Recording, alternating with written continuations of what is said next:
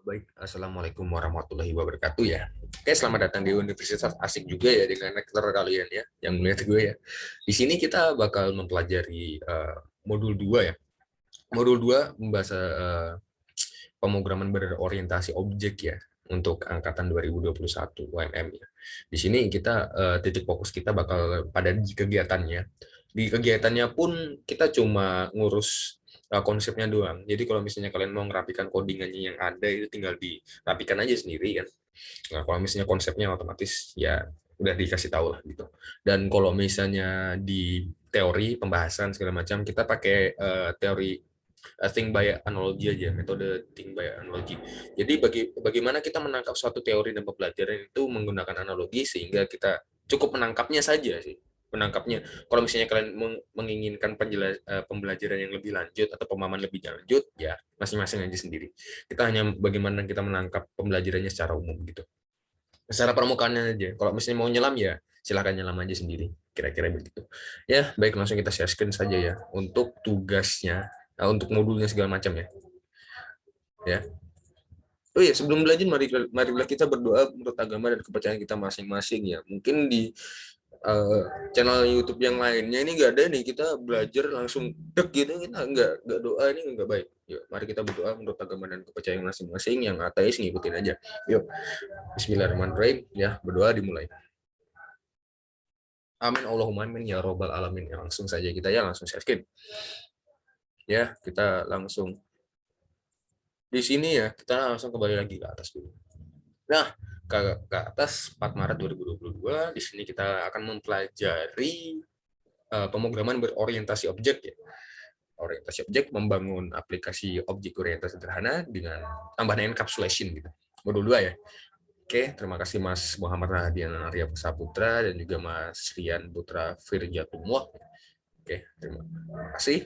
Di sini untuk tujuannya bagaimana kita bisa bikin aplikasi sederhana dengan pemrograman terstruktur maupun menggunakan objek oriented.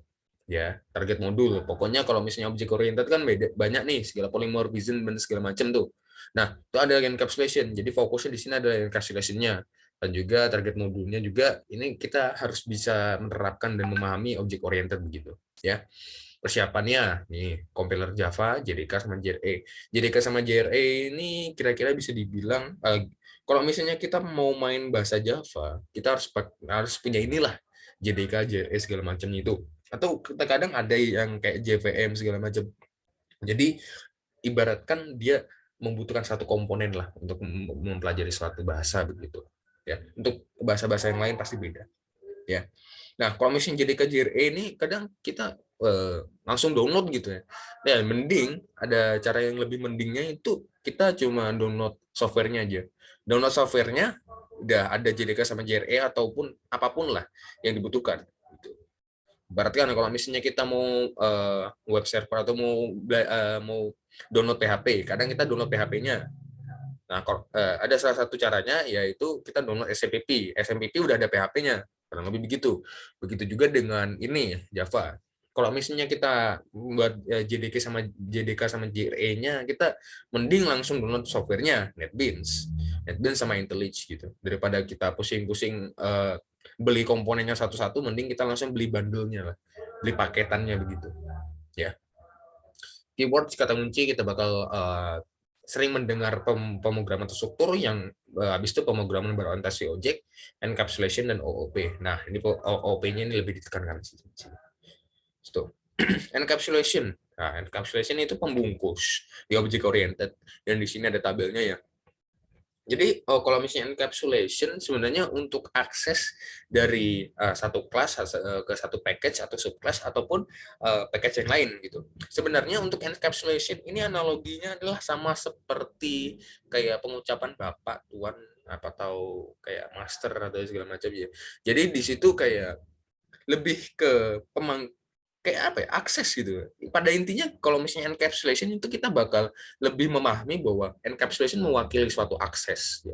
Akses atau nama yang diberikan untuk mengakses begitu ya.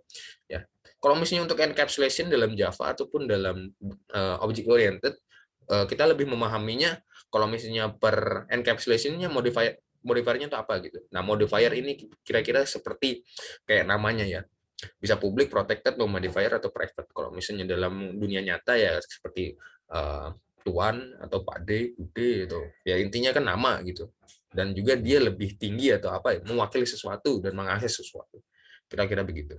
Di sini kalau misalnya publik bisa satu kelas, bisa satu package ya, sama kelasnya sama, package-nya sama. Subclass bisa diakses sama subclass, sama diakses sama beda package gitu. Protected begini, no modifier begini, private begini. Jadi kalau misalnya bagaimana kita memahami keempat-empatnya, mudah saja. Kalau misalnya publik bebas banget, protected sedikit bebas, apa ya, ya sedikit bebas. Ya intinya dia nggak terima dengan beda package. Kalau misalnya nggak pakai modifier, intinya yang sama kelas tapi sama package. Tapi kalau misalnya private, dia tertutup banget. Tertutup banget bagaimana? Dia cuma bisa diakses sama satu kelasnya doang. Gitu. Ya. Ada yang paling bebas, ada yang terjaga, ada yang memang cuma sama, kemudian yang paling bawah itu adalah yang memang sangat tertutup. Intinya gitu. Lebih memahaminya gitu. Nah, ini kok public, protected, private, ini perpanjangan dari tabel ini. Baca-baca sendiri. Gitu. Nah, kita bakal ngomong-ngomong soal bentar dulu ini sambil ngerokok sambil ngopi, ini enak nih ya kan, malam-malam kan ini bekerja kan ya, bekerja nggak ngerokok nggak ngopi nggak enak ya kan. Kalau misalnya nggak ngerokok nggak ngopi ini nggak ada energi sama sekali kita.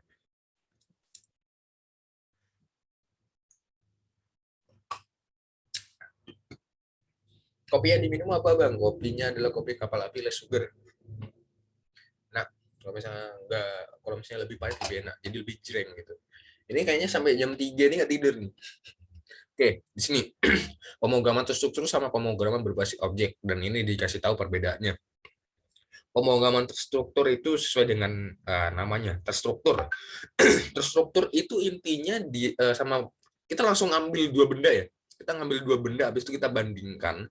Jadi kita tahu nih untuk per bendanya ini apa, atau yang dijelaskan ini apa. Pemrograman terstruktur, pemrograman berorientasi objek. Terstruktur intinya dia terstruktur ya, sesuai dengan nama. Kembali lagi di sini terstruktur, jadi dia prosesnya sistematis dari atas sampai bawah. Kalau misalnya pemrograman terstruktur, kita lebih mengingatnya bahwa ini intinya adalah atas sampai bawah. Kok bisa atas sampai bawah? Setiap prosesnya sistematis. Oke, dikasih tahu semisal awal itu nge-scan, minta input, bawahnya diproses, keluar hasil di bawah gitu. Prosesnya cuma kayak gitu doang. Kemudian bedanya dengan berorientasi objek, kata kuncinya cukup satu aja, kelas. Nah, kenapa kok bisa kelas? Pemrograman berorientasi objek ini kita bikin suatu objek yang dimana isinya adalah suatu instruksi-instruksi yang bakal dipakai. Berbeda dengan terstruktur. Kalau misalnya dia terstruktur, terstruktur kan ya cuma dia instruksinya satu teruntut gitu. Tapi konsekuensinya di pemrograman terstruktur yang begitu, yang sistematis dari atas sampai bawah, dia bakal bisa mengulangi suatu instruksi. Di pengulangan dari suatu instruksi, ujung-ujungnya apa? Codingan kita bakal panjang banget. Gitu. Ini kalau misalnya memang terstruktur itu lebih mudah dipahami. Lebih mudah dipahami, tetapi kalau konsekuensinya itu bakal di dalam program kita. Codingannya kebanyakan, instruksinya terlalu berulang. Makanya adanya pemrograman berorientasi objek. Jadi kalau misalnya instruksinya cuma tinggal dibungkusin aja. Jadi di dalam programnya cuma manggil-manggil tok. Gitu. Jadi ya ibaratkan kalau misalnya kita punya alat ya, alatnya bungkus aja. Kalau misalnya mau pakai, tinggal buka bungkusnya, kita ambil, kita pakai. Jadi lebih untungnya di mana? Untungnya itu di dalam tempat kerja kita. Analoginya ya ini, tempat kerja kita nggak ada banyak alat segala macam. Soalnya alatnya udah dibungkus, tinggal ngambil, tinggal pakai. Beda dengan terstruktur di tempat kerja kita udah banyak alat nih. Banyak alat, kita mau memerhatikan apa yang kita kerjakan aja, ini udah kebanyakan alat. Gimana kita makainya? Jadi keduanya ini tercipta karena suatu permasalahan. Ada yang memang sudah ada, dan ini kadang ada masalahnya. Kemudian ada yang satunya yang dimaksud itu adalah OP-nya ini, atau berorientasi objeknya ini, dia ada untuk menyelesaikan masalah yang ada di dalam pemrograman terstruktur. Tapi kalau misalnya kalian mempelajari lebih dalam, terstruktur sama berorientasi objek, nanti akan mendapatkan kayak dilemanya. Dilemanya yang dimaksud adalah kalau misalnya kita mau memakai pemrograman terstruktur, konsekuensinya apa, untungnya apa. Sama pemrograman berorientasi objek itu untungnya apa, konsekuensinya apa. Tapi kalau misalnya untuk memilih mau terstruktur sama berorientasi objek itu masing-masing aja sih. Pengennya gimana. Tapi paling umum sekarang di dalam dunia kerja dan juga dalam pengembangan suatu aplikasi, kebanyakan objek. Pemrograman berorientasi objek. Kalau misalnya kalian memang suka dengan terstruktur ya suka aja. Tapi di luar sana pakai OOP semua. Karena misal nih dalam pembuatan kayak mobile, kayak web segala macam, desktop apps segala macam, ya itu menggunakan framework. Framework itu ibarat dia punya program yang dimana programnya itu pakai OOP. Dah, kita mau nggak mau kita harus ngikutin aturan kayak yang OOP itu. Kita tuh kadang nggak bisa ngikutin terstruktur terus. Tuh, penulisannya. Sebenarnya sih intinya kalian pelajari, kalian tahu lebih dalam terus sama berorientasi objek, tinggal masing-masing aja deh. Kita konsekuensi sama untungnya kira-kira harus pakai apa gitu. Jadi lebih dalamnya ada di dalam sini, tinggal ikutin aja. Nah, ini lebih panjang nih perbedaannya. Ini ada analoginya juga nih. Ya, habis itu ini secara spesifiknya dikasih tahu nih, kalau misalnya pakai OOP atau struktur gitu segala macamnya. Struktur ada function segala macam, metode ya. Kalau misalnya ini di OOP ada objek, ada yang ibaratkan alatnya dibungkus pakai kardus. Habis ada yang diplastikin gitu. Jadi lebih aman gitu. Ini gitu. Nah, untuk kegiatan percobaannya ini ibaratkan kita kayak ngerjain soal tapi nggak masuk nilai. Ini gitu. Ya, ini cuma ngasih-ngasih kayak gini doang. Kita ikutin aja deh. Kalau misalnya kita ngikutin, bagi kalian yang memang nggak ada latar belakang di IT atau latar belakang di pemrograman, ya ikutin aja. Dengan kalian membiasakan diri melihat pola dalam pemrograman, kalian bakal paham. Ya kan? Kalau misalnya sedikit cerita, saya sendiri pun kalau misalnya dengan pemrograman tuh saking paham, saking kebiasaannya sampai lupa. Ini apa sebenarnya? Itu sebenarnya udah di luar otak, udah di luar kepala gitu. Oh ini bakal gini. Disuruh jelasin tuh kadang cuma intinya toh. Kadang nggak bisa secara rinci. Soalnya ya udah terbiasa. Membiasakan diri. Bisa karena terbiasa. Itu pepatah kata orang memang benar juga. Ini ya ke militer segala macam. Ya bentuknya array segala macam. Nanti dikasih private. titik fokusnya di dalam modul yang ini dia lebih ke penamaan yang encapsulasinya itu. Ya. Kalau misalnya instruksinya kan tinggal logika kita sendiri. Gitu. Logika kita kayak apa? Oh ya ini kalau misalnya pakai OOP bakal kayak gini, kalau misalnya terstruktur bakal kayak apa? Gitu. Kalau misalnya untuk OOP itu lebih amannya gimana? Ini harus pakai modifier apa? Mengikuti konsep encapsulation-nya begitu. Nah, lembar kerjanya, nah ini adalah titik fokusnya kita. Rokok dulu.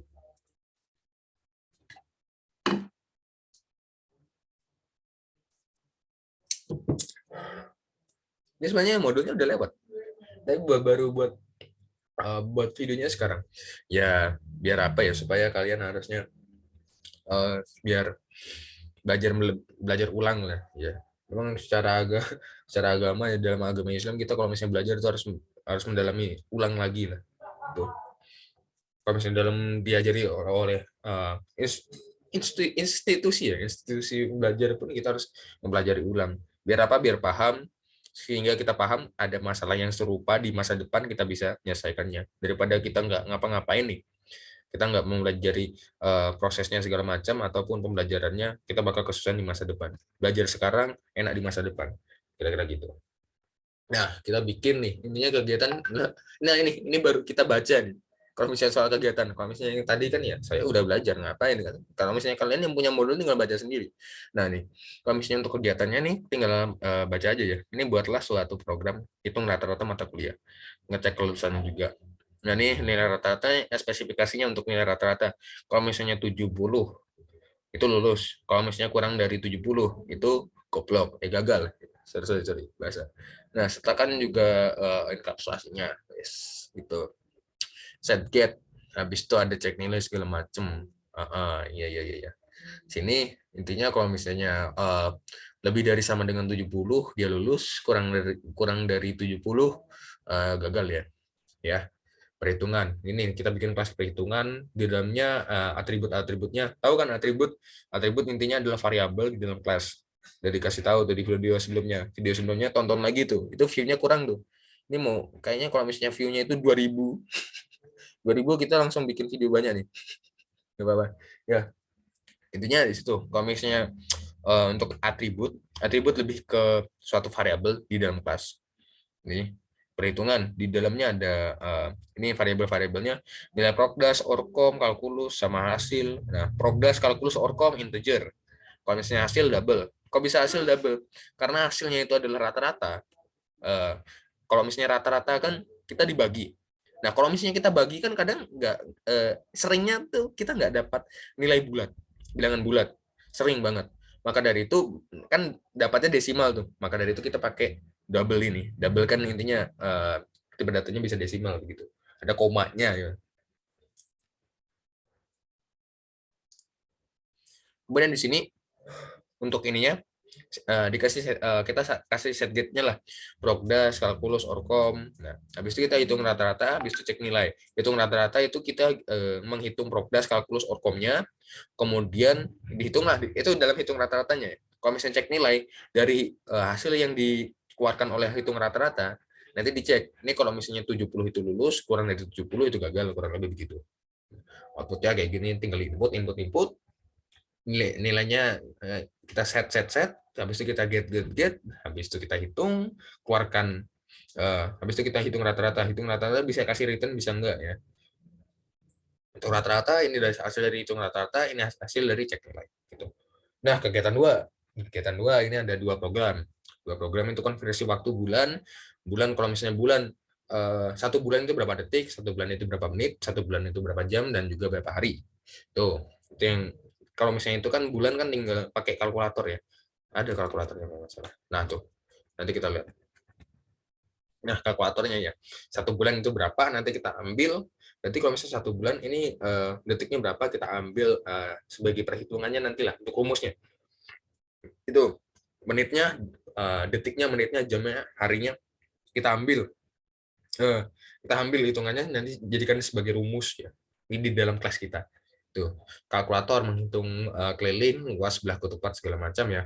Jadi ini pakai rumus matematikanya, keliling kayak apa, luas kayak apa, yang dibutuhkan untuk nilai-nilainya apa, nilai dari variabel diagonal 1, diagonal 2 segala macam ya, sisi, dan juga input menu. Input menu ini buat apa? Buat nanti kita pengen ngitung apa nih? Ngitung keliling atau ngitung luas. Tuh. Nilai diagonal 1, diagonal 2 ya. Kalau misalnya ini saya sempat ngerjain ya. Diagonal 1, diagonal 2 itu lebih ke luas ya. Buat menghitung luas. Tuh. Setengah kali diagonal 1 kali diagonal 2. Diagonal yang begini sama diagonal begini nanti dikali setengah. Dua-duanya dikali juga. Gitu. Kalau misalnya keliling itu pakai sisi. Ini sisi. Ya, ya, kalau misalnya kita tahu keliling kan paling ya tinggal keliling aja udah tahu nih berapa langkah nih. Ya udah, berapa sisi dari apa yang kita kelilingi kan udah mewakili apa ya, nilai kelilingnya itu. Tahu kan? Tuh. Segala macam source code identik mampus. Dilakukan pemanasannya. Ya, berarti ya udah. Makanya nanti kalau misalnya kalian tahu konsepnya kayak apa, nanti dihiasi sendiri logiknya kayak apa, tambah-tambahin apa gitu. Biar nanti kita nggak ada pengurangan nilai. Ini praktikumnya udah lewat juga sih ya. Udah terserah aja lah. Kalau misalnya codingan sama, kita persetan. Oke, ini aspek nilainya ikutin aja. Jadi langsung aja kita ke codingannya ya. Di sini saya bikin 2 kegiatan, 2 package. Sebentar. Ada hal penting dulu. Kita lanjut ya. Intinya kegiatan 1 begitu, kegiatan 2 begitu. Dengan konsep logikanya ya. Kita udah melakukan troubleshootingnya, kira-kira kita udah bayangin untuk algoritmanya juga ya, dan apa yang kita pakai dimasukkan dalam algoritma dan menyelesaikan permasalahan kita untuk suatu program yang begini. Dapat? Tahu? Dah, silakan dulu.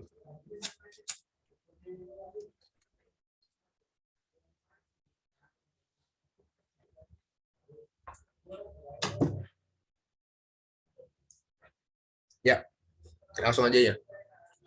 programnya. Nih kegiatan 1 sama kegiatan 2. Nih folder ini package ini sama aja dengan folder ya. Ya, gini. Kegiatan satu nih, kegiatan satu kita bikin yang kelas perhitungannya itu ini hasilnya.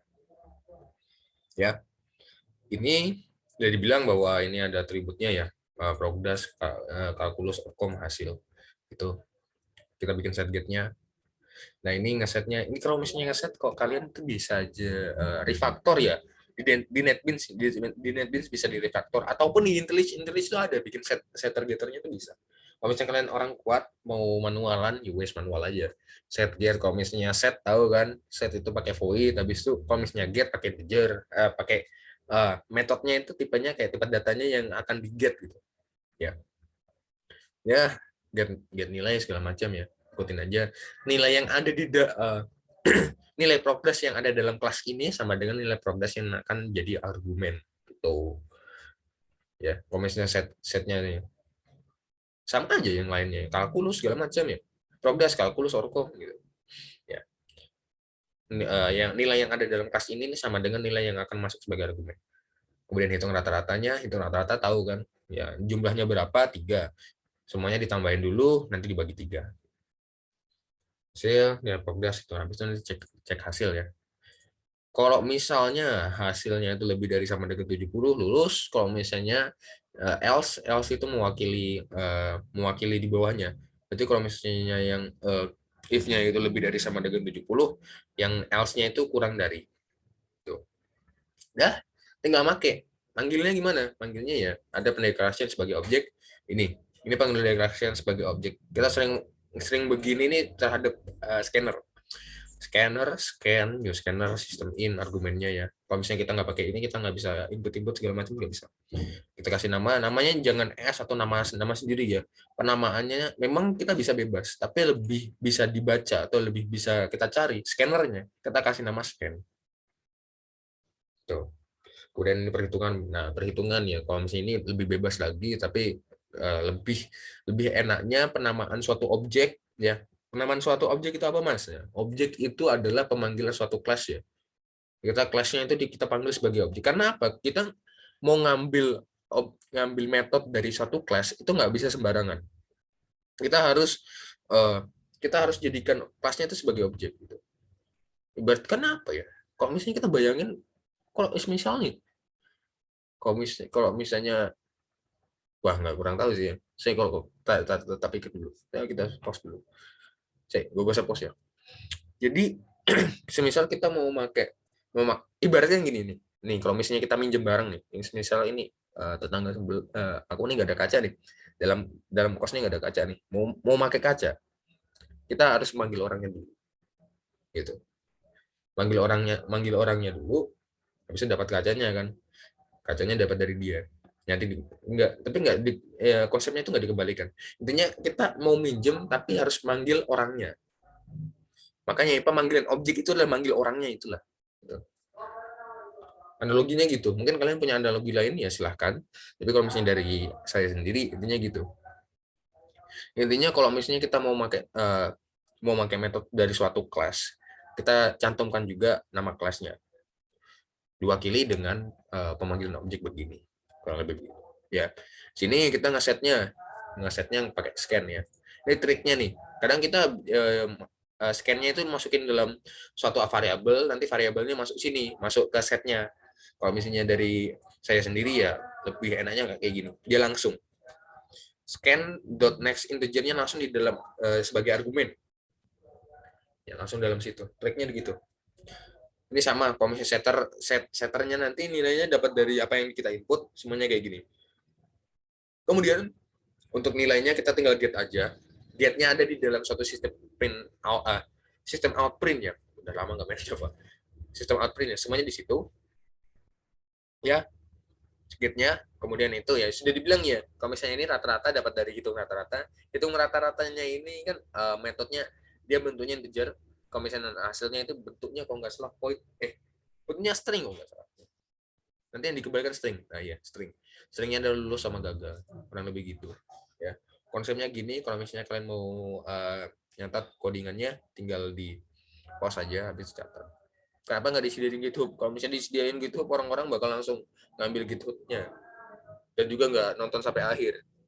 Jadi jam tayangnya nggak kecatat nih. Ini jam tayang udah 2000, udah setengah nih dari target 4000. Target 4000 udah satu langkah lah untuk monetasi. Jadi bantu, jadi kita subscribe. Selain itu kita harus, selain nonton, kita harus subscribe ya. Subscribe channel ini, habis itu di like, kemudian ya di share banyak-banyak lah. Jangan, pokoknya share ke teman-teman kalian yang memang praktikumnya dan juga orang informatika ya. Jangan nge-share-nya ke grup keluarga ya. Ini nanti dibilang, Mbak, ini kok yang ngasih tutorial kok ngerokok, kok ngopi gitu. Nanti dikomentari gitu. Langsung kita kasih ke teman-teman kita yang memang membutuhkan bantuan dalam praktikum ya. Kita langsung sebarkan semua. Ya, demi ilmu, demi nama ilmu. Asik juga. Ya.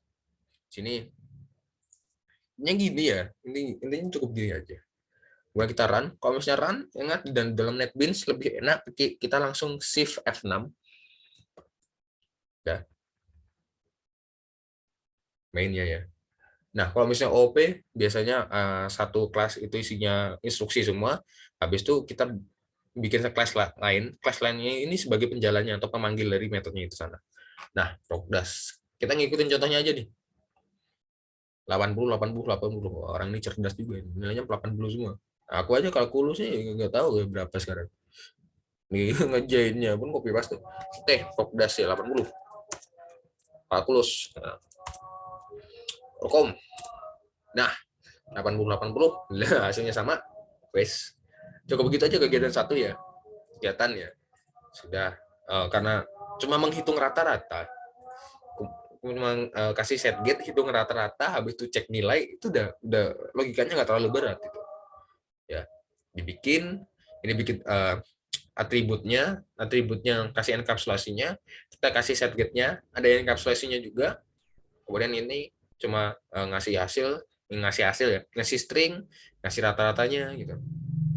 Ya, untuk metodenya tuh hampir protected semua karena karena kita pemanggilannya ini nggak dispesifikasi secara dalam. Kalau misalnya dalam modul itu dispesifikasikan secara dalam, semisal ada pemanggilan antar package ke package lain gitu, kita bikin bukan metode, bikin kelas perhitungannya itu dalam satu package, kemudian mainnya itu di package lain, itu baru agak susah tuh.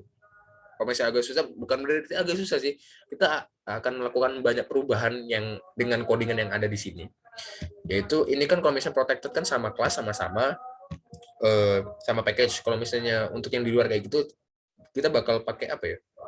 Ini protected ya. Protected berarti subclass bisa ya. Nah, kalau misalnya ini kalau di beda package di luar begitu, yang lebih kayak di luar line package ya, sama package dengan perhitungan ini, otomatis dia modifiernya bisa public atau yang pokoknya modifier yang bisa mendukung beda package itu. Ya, salah satunya paling publik gitu. Cuma satu ya publik gitu. Tuh. Private berarti cuma bisa dipakai di dalam sini doang. Nanti nilainya kita ngambilnya tuh dari gate-nya ini. Atau private ini. Kemudian setnya ya set biasa protected ya, sama kelas sama package gitu aja. Protected kalau misalnya dipanggil. Nah ya cuma gitu aja sih. Ya logikanya enak ya, logikanya cuma gitu aja udah dikasih tahu. Kemudian selain logikanya untuk enkapsulasinya tahu, udah cukup, dah. Nah habis itu satunya kalau nggak salah ini dia. Ya kegiatan dua di sini ada kita ngerjain semuanya nih, dari yang easy sama hard, karena dua-duanya itu bisa diatasi lah, bisa dikerjain. Nah kita masuk ke konversi bulan. Ini mainnya nanti kita manggil yang ada di dalam kelas belah ketupat sama konversi bulan ya.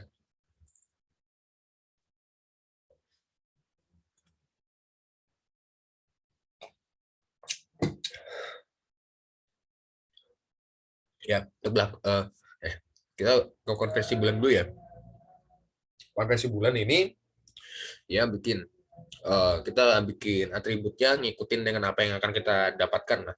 Konversi bulan ke detik, nah ini ke detik, ke menit, ke jam, sama ke hari. Nah kita bikin rumusnya intinya ya bulannya dikali dengan harinya gitu. Ini perhitungan dari Google ya. Jadi kita ambil nilainya itu buat menghasilkan harinya inilah, menghasilkan variabel yang kita inginkan gitu. Dari cara ini kita bisa menghasilkan suatu nilai dari suatu variabel ini gitu. Nih contohnya nih, kalau misalnya kita buat nyari 1 bulan itu ada berapa hari? Nah, tinggal gini aja. Nah, 3.000. 30 koma ya. Ini bukan 30.000, 30 koma. Kita ambil aja ini. Kita ambil ini, kita masukkan dalam sini. Ingat ya, kalau misalnya double gini nggak pakai koma. Koma itu mereferensikan satu benda dengan benda lain kalau misalnya dalam pemrograman. Kalau misalnya dia bentuknya adalah berkoma di dalam tipe data seperti double maupun float, dia begini. Dia pakai titik. Tuh. Nah, intinya ini semua ini sebenarnya didapat dari kalkulator Google sana itu. Kita ambil, ini hasilnya nanti sama lah. Ya, ini. Kita kasih rumusnya, nanti kita get aja. Dah, gitu aja. Untuk yang konversi bulan. Makanya dijadikan isi ya, karena instruksinya cuma gini toh. Nah, untuk enkapsulasinya, ngikutin aja dengan yang kegiatan 1. Ya, tinggal ikutin aja. Udah dibilangin tadi private itu apa, protected itu apa, tinggal ikutin. Sama ini karena kita nggak beda package. Nah, kalau misalnya ditanyain, kalau misalnya ini kita panggilnya beda package jadi gimana? Ya ini nggak bisa Mas. Kenapa? Karena ini bukan public. Kalau misalnya dia modifiernya public, dia bisa dipanggil di beda package. Praktikumnya kan udah lewat. Ya biarin aja deh. Intinya gitu. Konversi bulan, isi logikanya gini, rumusnya dapat dari Google dan cukup begitu saja. Modifiernya ikutin aja di dalam kegiatan 1, ya cukup. Ya konversi bulan. Hasilnya nanti sekaligus ya dengan belah ketupat. Kita jelasin belah ketupat dulu. Belah ketupat. Nah, ini hard tapi malah diselesaikan secara ini ya. Ini lupa tak jadikan private ya. Karena kelas ini tok yang pakai. Kalau misalnya pakai kelas lain nih nggak mungkin. Nah, gini aja. Background scanning project dia masih scanning. Nah, ya itu private cuma dipakai dalam kelas ini doang. Protected bisa kelas ini dengan package ini, package lain gitu. Ya. Kalau misalnya private kita nggak bisa aksesnya. Di main nggak bisa. Karena private itu cuma satu kelas ini doang. Ya, sini gini tok ya. Seperti yang dibilangin tadi rumusnya untuk luas belah ketupat sama keliling belah ketupat ya. Oh di sini ya. Luas belah ketupat intinya diagonal 1, diagonal 2 itu dikali dua-duanya. Nah, habis itu dikali dengan dengan setengah. Nah, setengahnya kadang kita punya ngikutin rumus itu untuk rumusnya itu ada 1/2 dikali D1 sama dikali D2. Kita sudah melakukan hal yang kayak gitu. Hasilnya apa? Nggak ada hasilnya. Malah 0. Maka dari itu kita ambil desimalnya aja. Desimal dari setengah itu. Ya, desimal dari setengah adalah 0,5. 0,5 dikali D1 sama dikali D2. Dan cukup gitu aja. Untuk luas. Kemudian untuk keliling, nah keliling intinya diambil sisinya, habis dikali gitu. Nah, nanti dikali 4 gitu ya sisinya. Kalau belah ketupat itu sisinya ada 4. Itu panjang sisinya semua. Ini belah ketupatnya nggak dispesifikasikan juga ya belah ketupatnya itu bentuknya mau bentuknya hancur ataupun bentuknya bagus gitu. Bagus tuh dalam artian ya sisinya sama semua. Kita nggak ada spesifikasi kayak gitu kan. Dah. Di sisi cuma gitu aja. Ya hitung keliling sisinya apa nanti dikali 4. Karena sisi dari belah ketupat itu 4 dikali aja. Ya. Untuk hasilnya. Nah, ini hasilnya kita melakukan ini trik ya. Ini triknya ini pakai kalian lihat ini ya, ada tanda tanya sama titik 2. Ini sebenarnya adalah ternary operator. Ternary operator itu apa? Ternary operator intinya adalah if tapi satu line. If satu line yang berbeda. Tuh. If statement kan memang bisa dijadikan satu line kan. Kalau misalnya statementnya cuma satu ataupun instruksinya cuma satu gitu, bisa. Nah, kalau misalnya ini lebih kalau misalnya kita pakai ternary operator itu adalah ketika memang cuma statement yang dibutuhkan itu cuma satu dan juga kadang lebih dipakai dalam pengembalian nilai. Ini kok bisa dibilang if statement satu baris ya atau satu statement begini ya. karena satu baris aja gitu. Di sini, nah ini gimana kita jelasinnya? Ini setelah tanda tanya itu adalah hasil ketika itu benar, kemudian setelah titik 2 itu hasil ketika itu adalah salah. Misal nih, input penuh. Nah, ini dijelasin juga. Boolean kalau misalnya dipanggil biasa kayak gini, ini artinya dia mewakili true. Kalau misalnya true ya. Tapi kalau misalnya boolean dipanggilnya kayak gini, ada tanda serunya, itu berarti kalau misalnya nilainya false. Nah, ini yang dibutuhkan nih true kan. Kalau misalnya input menunya itu true, bahkan nanti mengembalikan bis luas. Tapi kalau misalnya input menunya adalah false, berarti ambil dari setelah titik 2-nya di sekeliling ini, ya. Jadi biasanya ternary operator ini lebih ke yang memang semua ini adalah if ya. Ini salah satu cabang dari if ya. Dan ini pokoknya ngambil yang true atau false gitu. True atau false. Kemudian spesifikasinya kalau misalnya setelah tanda tanya dan sebelum titik 2 itu adalah nilai ketika true, kemudian setelah titik 2 itu adalah nilainya ketika false. Nah, gitu aja. Hasilnya udah kita save. Kemudian kita lihat hasilnya nih. Nah, untuk pertama konversi bulan. Konversi bulan kita ambil bulannya adalah 1. Nah, ini ya lupa tak kasih tahu ya. Bulan. Nah, konversi bulan kita ambil bulannya nanti dikonversikan ke banyak hal lah. Mau hari, jam, menit, detik gitu. Nah, 1 bulan ya. 1 bulan. 1 bulan nanti kita dapat berapa hari, berapa jam, berapa menit, dan juga berapa detik. Belah ketupatnya kita ambil diagonal 1 12, diagonal 2 16, kemudian di sini sisinya 3. Ya. Di sini kalau misalnya kita mau dapat hasil luasnya, kita pakai true, tapi kalau misalnya mau mengambil hasil kelilingnya, kita pakai false. Langsung menjalankan seperti biasa, shift F6. Ya, di sini ya. Di sini kalau misalnya 30 berarti berarti satu hari dapat 30, 417 ya, tapi kok lebih spesifiknya kan itu dapatnya bukan spesifik lagi, lebih umumnya kan 30 hari gitu. 1 bulan 30 hari, tapi kalau misalnya secara rincinya 30,417 hari. Kemudian untuk berapa jamnya untuk 1 bulannya. 1 bulan itu ada kita hapus dulu. 1 bulan ini ada 730 detik. 730 jam 1 bulan ya. Kemudian 1 menit 1 bulan ada 43.800 menit. Kemudian untuk 1 bulan itu ada berapa detik? Ada hitung sendiri ya. Angkanya banyak. Itu untuk ini ya. Untuk konversi bulan ya. Selanjutnya ini untuk luas nih. Luas 12 kali 16 juga. Kemudian kali setengah di sini 3 dikali 4. Ya. Ini hasilnya 96, hasilnya 12. Udah. Gitu aja. Ini ibaratnya kita pada intinya menyelesaikan kegiatan 1 sama kegiatan 2, intinya adalah kita tahu logikanya gimana. Kita ikutin mau pakai apa. Mau pakai enkapsulasi ya, tinggal gituin aja, tinggal ikutin gitu. Ya, tinggal ikutin. Kemudian kalau misalnya modifiernya kita harus tahu, modifiernya harus apa gitu. Ya. Jadi udah tinggal kerjain, kita tahu logikanya, tinggal kita ikutin apa maunya di modul, pembelajarannya ikutin dalam sini. Kalau misalnya memang nggak mampu, kita langsung troubleshooting ke Google. Intinya gitu-gitu aja sih. Ya, konsepnya ini ya. Kalau misalnya kalian catat aja, ya catat. Kemudian ini kan codingannya nggak terlalu panjang nih. Ya bisa lah, tinggal di post aja. Post terus segala macam. Dan intinya cuma gitu aja sih. Oke, di situ akhirnya kita udah penghujung acara ya. Kita udah membahas modulnya, membahas kegiatannya, dan kurang lebih gitu aja ya.